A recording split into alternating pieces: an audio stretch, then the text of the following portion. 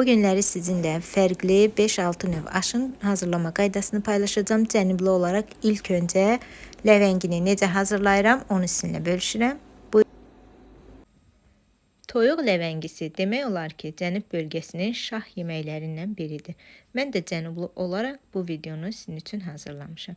Kimlər necə hazırlayır, yorumlarda fikirlərini yaza bilər. İlk öncə bir gün əvvəl toyuğu yaxşıca yuyub, təmizləyib, duz, istiot, qırmızı toz biber vurub, üzərindən də azca turşu vurub gözləyirəm bir gecə, ən azı 5-6 saat qalmalıdır. Səhəri içini doldurmaq üçün ləvəngi hazırlayıram. Soğanı süzgəcdən keçirdib suyunu yaxşıca sıxmışam. Üzərinə qoz, duz, istiot, turşu əlavə edib qarışdırıram. Toyuğun içini doldurub 180 dərəcədə bişirdim. Əgər toyuğunuz böyük olarsa, qızlar, o zaman 150-160 dərəcədə bişirin. Çünki içi yaxşı bişmir və bu qaydada tam qızarana qədər bişirdim. Fikirləriniz maraqlıdır, yorumlarda gözləyirəm. Bu dəfə isə kənd çolpasından qazan kababı hazırlayıram. Bunu da sizinlə paylaşım. Məndə tez bişən toyuqdur. Yaxşıca axşamdan duz istiot vurmuşam. Biraz da turşu axşamdan gözlətmişəm. İçini doldururam ləvəngi ilə. Eyni qaydada hazırlanır ləvəngi. Çalışın qırmızı soğandan olsun. Və qazana yerləşdirirəm. Qazana yarım stəkan su əlavə etdim. Çünki məndəki çolpa tez bişəndir. Əgər gec bişən olsa, suyunu biraz daha artıq eləyə bilərsiniz. Yağa düşüb bişənə qədər qoyuram vamxotda qapağı bağlı şəkildə bişirdim. Bu dəfə bu çolpanın yanına vəlməşillə aş hazırladım. Düyünü duzlu suda bişirirəm. Qovurduğum vəlməşilləri üzərinə əlavə edib qarışdırıram. Və düyü vəlməşil biraz yumşalandan sonra suyunu süzürəm. Mən bu dəfə qazmaq hazırlamadım. Əslində Cənub bölgəsində qazmağı qatıq, yumurta, zəfəran və kərə yağından hazırlanır. Bu dəfə isə qazana yağ əlavə edib kartof düzürəm. Kartofla hazırladım qazmağı. Yağı əritmişəm. Kartofları halqa-halqa doğrayıb qazanın dibinə yerləşdirirəm. Daha sonra süzdüyüm aşı kartofun üzərinə əlavə edəcəm.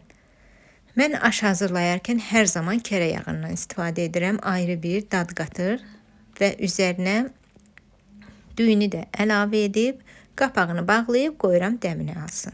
Artıq bu arada toyuğum da bişib, elə gözəl bişmişdi qızlar. İnanın ki, qazan kababı möhtəşəm olur. Baxın, özünüz də görürsünüz, yağ əlavə etmədən bu qaydada bişirdim. Buyurun, sizlər də bu qaydada hazırlayın və keçək şah plovun hazırlanmasına.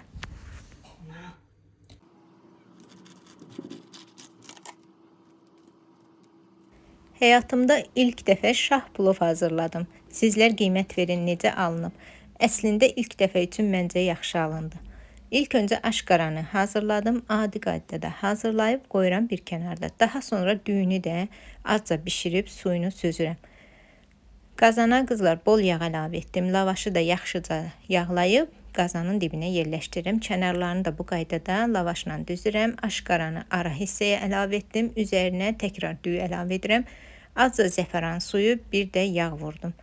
Daha sonra üzərindəki lavaşları da yağlayıb 200 dərəcədə qızarana qədər bişirdim. Məncə qızlar gözəl alınıb. Sizin də fikirləriniz maraqlıdır qızlar. Sizcə necə alınıb? Fikirlərinizi gözləyirəm. Kimlər ki hazırlamaq istəyirsə, eynən bu qaydada hazırlaya bilər. 200 dərəcədə 1 saata yaxın sobada bişirmişəm. Şüyüdlü aşı hər zona fərqli hazırlayır. Bizdə bəzən paxla olduğu zaman paxla ilə də hazırlayırıq. Bu günləri toyuq əti ilə hazırladım. Düyünü duzlu suda qaynadıb süzürəm. Daha sonra üzərinə bolluca şüyüd əlavə edib qarışdırıram. Qoydum bir kənara. Hazırlayacağım qazana kərə yağı əlavə edib toyuğu qızartıram. Bir hissəsini qızartdım, digər tərəfini çevirib üzərinə hazırladığım düyü və şüyüd qarışımını əlavə edirəm. Ən sonda üzərinə azca kərə yağı qoyub 1 saat dəmini almasını gözləyirəm. İnanın qızlar, möhtəşəm olur. Əti pambıq kimi bişmişdi.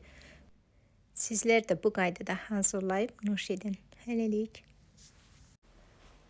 Sobada qurumadan pambıq kimi çöp şiş hazırladım. Əsas məsələ qızlar, bunun marinə edilməsidir. Mən həm but dibi, həm də ki toyuğun döşətindən istifadə etdim.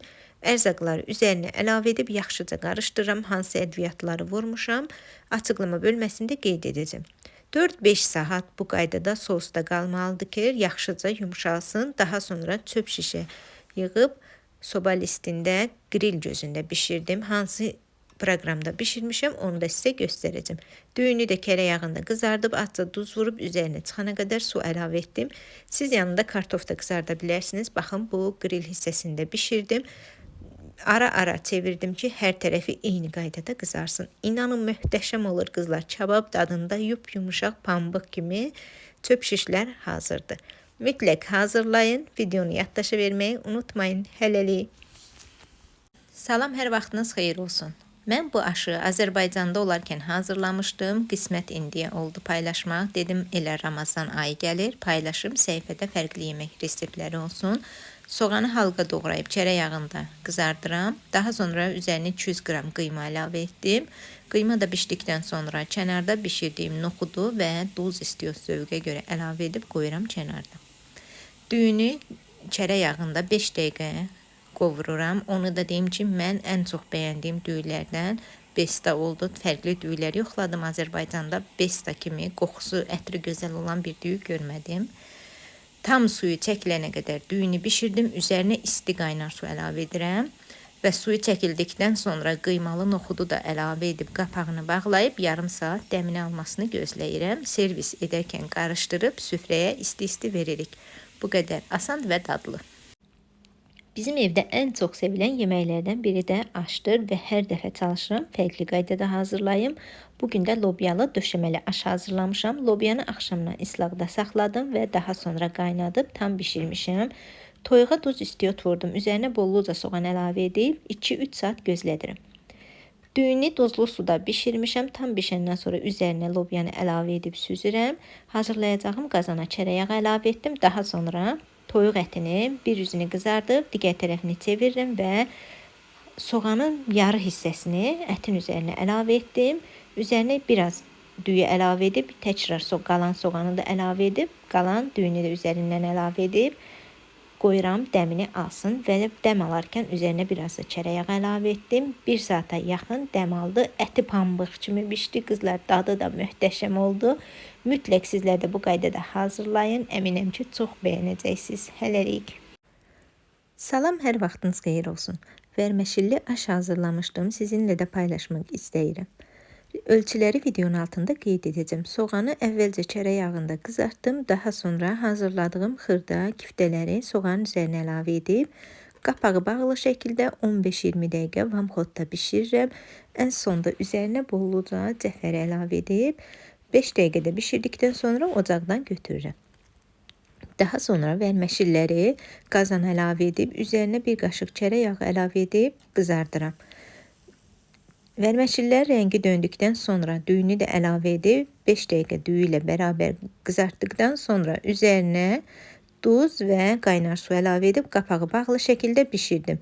Suyu çəkildikdən sonra üzərinə çərə yağı qoyub yarım saat dəm almasını gözləyirəm. Artıq yeməyim hazırdır. Sizlər də bu qaydada hazırlayıb nuş edin.